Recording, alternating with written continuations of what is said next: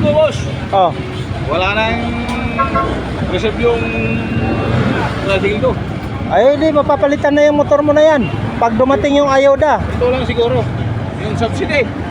Oh, pag dumating, palitan na yung motor. Nasunog na yung subsidy. Nagpahil na ng kandidatura sa senador, si Abalos. Ah, si Abalos. Tambalos-los yun. Mr. Secretary Abalos, baka yung subsidy namin eh, maibigay mo na.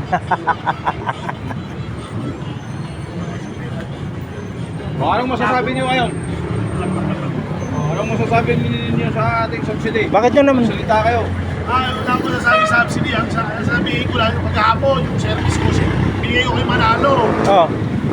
Dapat isasakay ko, binigay ko kay Manalo. Hinihintay ko yung pampadulas. Kapal na mukha, service daw niya. Sa subsidy, wala naman ako masabi. Yung ano lang, pampadulas lang sa akin. Oh. Sa akin eh, Kay Manalo. Biligay mo kay Manalo. Kasi ang kita ni Manalo kapon na hindi magyayama, 1,850. May 3 piso pa, hindi na sinabi 3 piso. Dapat 1,753 yun. Hindi na, tinapon na doon yung 3 piso. Para sa sarado, 1,750. Kaya hindi tayo Piso, tinapon na lang. kaya hindi tayo mabigyan-bigyan ng ayuda kasi yung ginagawa nyo, pag nagsalita kayo, 1,000 mahigit ang kita eh. oo. Ano na po? Ano naman? Wala mo, ganti yan. Merenda.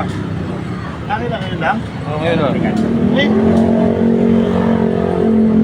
Kano binigay? yung mga kaibigan, yung tricycle kasi nito, may kamay yan. Dinudukot ko yung May mga naiwan mo pasero. cellphone, binabayaran 1.5, nakakaawa naman. Kaya binalik ko sa may-ari. Binigyan pang merenda. Okay ba yun? Ayos yun, ayos yun. Ayos pa. Tularan kayo ng mga tricycle driver sa mga ginagawa nyong kabutihan. Kayo, wag kayong Huwag sanang tularan yung ginagawa nyong pambubuhaya. Kaya ganito, oh. Bayad yan. Oh, sige mo. Oh. Yung ginagawa nyong kabutihan, tularan ng mga ibang tricycle driver. Pero yung pamumuhaya, hindi na nila tularan yun. Ano? Panoorin mo ba tayo papasa?